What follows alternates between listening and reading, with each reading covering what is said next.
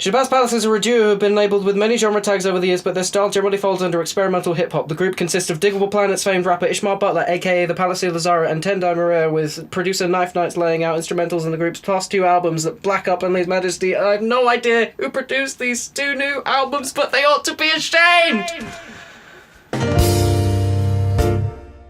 The energy that I have now trying to do that intro so many times is about as much energy as I had going into and coming out of this album, where I'm just fucking exhausted. Yeah, I fell asleep in the car listening to this. Did you really? Yeah. Oh my god. Twice. I tried this. I tried the second time so hard. Oh. If you like the sound of a Shabazz Palaces album that focuses purely on atmosphere and less on like gratifying song structures and songwriting, redundant lyrics for the group, for the Palaceer, making these like hip-hop culture observations, you not only get that with 1 album but 2. And if that doesn't sound exhausting to you like it is for us, then great, have a field day. But for us it's just like, especially for me, because I actually introduced this group to Rowan. I'm a fan of Black Up. That was like my break-in with the band, with the duo rather. All the things I like about Shabazz Palaces are here. The atmosphere is there. They've always been like kind of atmosphere rich, kind of spacey. I think this album conceptually has given them an opportunity to explore that more, but they fixate on atmosphere over songwriting, over making their instrumental shifts coherent with each other. And I think these elements have contributed to Shabazz Palaces coming out as one of the most original like duos in hip-hop today, and of their day back in 2011 when they kind of broke through with Black Up. But what they are doing with this established sound now is next to nothing new for them. I feel sorry for you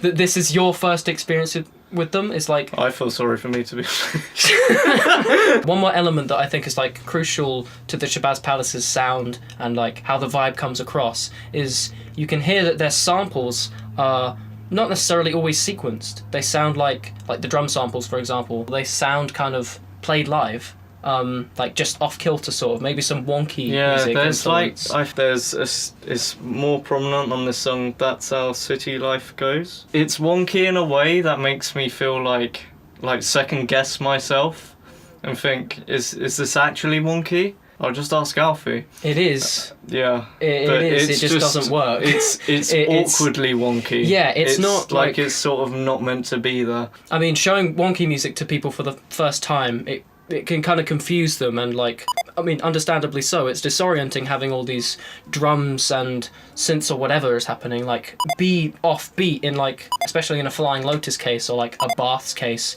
a really like big way, like where they're just like just catching a beat. But here, what separates these wonky elements from someone like Bath's or Flying Lotus is their texts just sound better. It just sounds crummy to me. It sounds flat and crummy. It's they don't sound like they have a lot of depth to them. Yeah, it doesn't sound punchy. I get what you mean. It just sounds big. I don't know, listening on headphones, it really took space up, but in a claustrophobic, kind of clumsy and drunken way, not in a way like when I listen to Baths, I'm like awestruck by just like how thuddy and like heavy and dense those textures are, those drums, but here they just sound so flat and cheap. I like the work that Thundercat did at the start in the first song. Since CAYA, the Thundercat, the one and only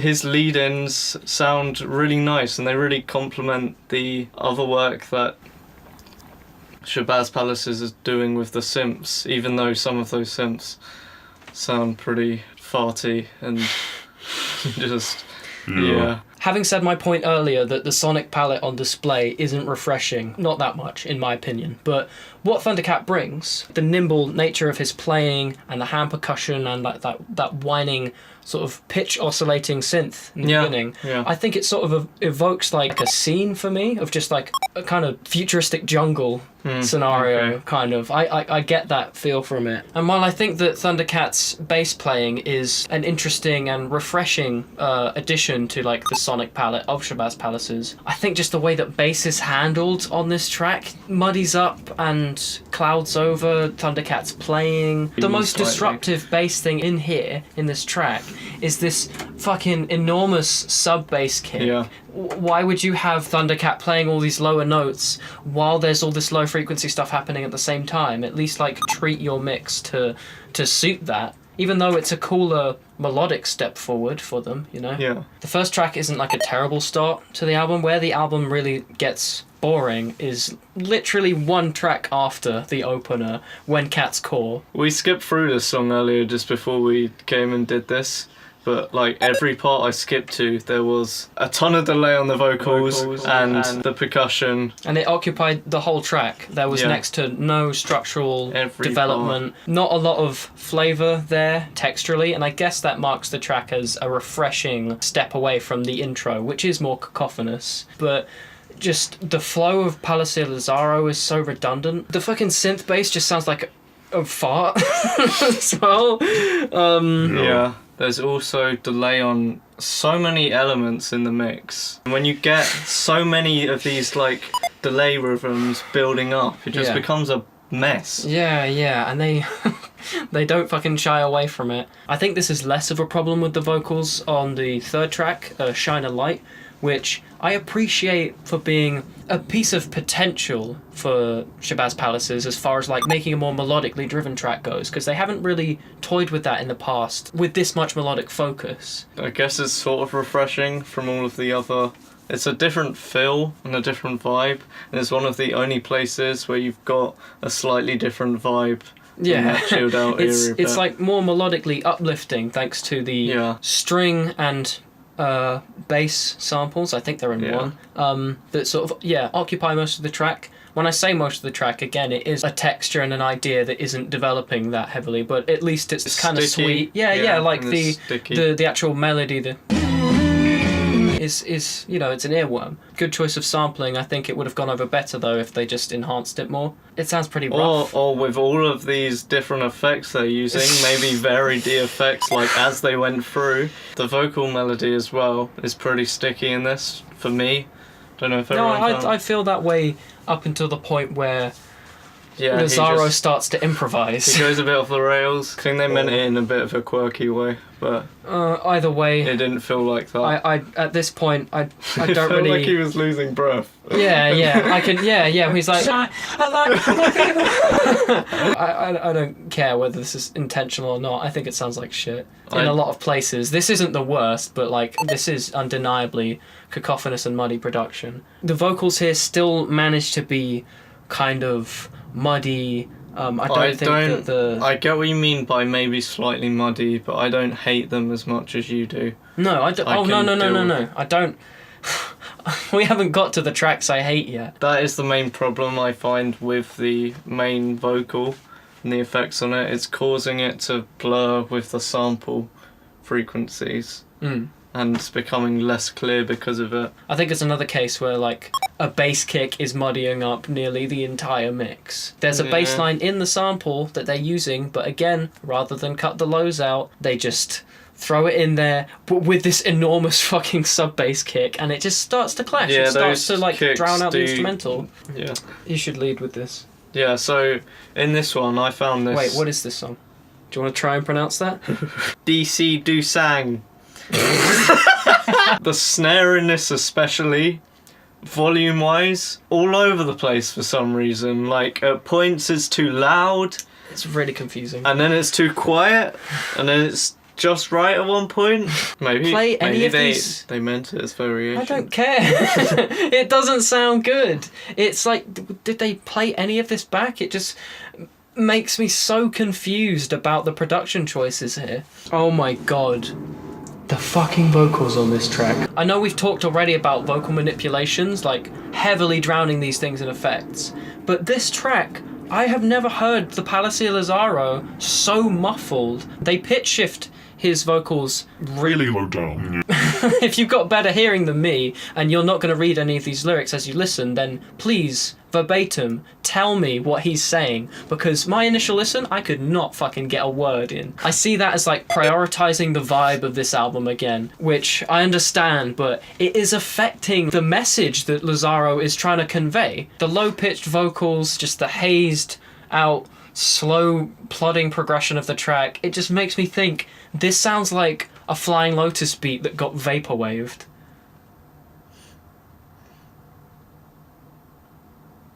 It just sounds like... There's one synth in this that goes throughout the whole thing, drones it out. Alfie hates it. I like how lo-fi cold it sounds. Yeah, it just makes me feel really uncomfortable. It just reminds me of like some of the worst synths on Tyler the Creator's either Bastard or Goblin. Parallax, I think, is a great example of a song in this album that doesn't develop much at all. I don't dislike the whole section. That all of the cymbal hits are some of the best percussion. You mean like with the jazzier sort of drumming? Yeah, it's some of the best sounding percussion. Yeah, percussion in the album, but it just doesn't develop at all, and I wish it did more. Yeah, rather than getting this kind of obnoxious delivery from either Ishmael Butler or the Palacio Lazaro. It says on this track that it's featuring the Palacio Lazaro, and that kind of confused me, because isn't he in every Shabazz Palaces song? Like, that's the sort of character that that Butler plays in this music. I don't really know why he has a feature here. Maybe it's to distinctify the fact that it's not Quazarz talking, although I'd wish the same for more variation in the latter half of the instrumental. I do think it's one of the more palatable ones here in the track list. So there's a lot more space for the effects to breathe, reign, and I think it's a point where the use of effects is most, I guess, effective in defining that sort of space age sound that the album has been riding with up to this point. The atmosphere was definitely there. It's a good carving of it. This is the most arduous segment of this review, because we're going to talk about, I think, what is both our least favourite track on here. I said earlier that I saw some potential in some of these melodic cuts, right? It was a possible avenue for Shabazz Palaces to bring something new sonically to the table. But one, I don't think they have the melodic chops to pull it off. And two, nowhere else is that more apparent on the second to last song. What's it called again? Moon Whip Quaz. They had this hook in mind and this melody, and they shove it in your face so much with all this gross texture, terrible singing, terrible vocal manipulations. There's this one section where most of the synths drop out and you get the vocals just highlighted. Oh my god, it's so up front and center, and I would just like it anywhere else but in my face or directly in my ears.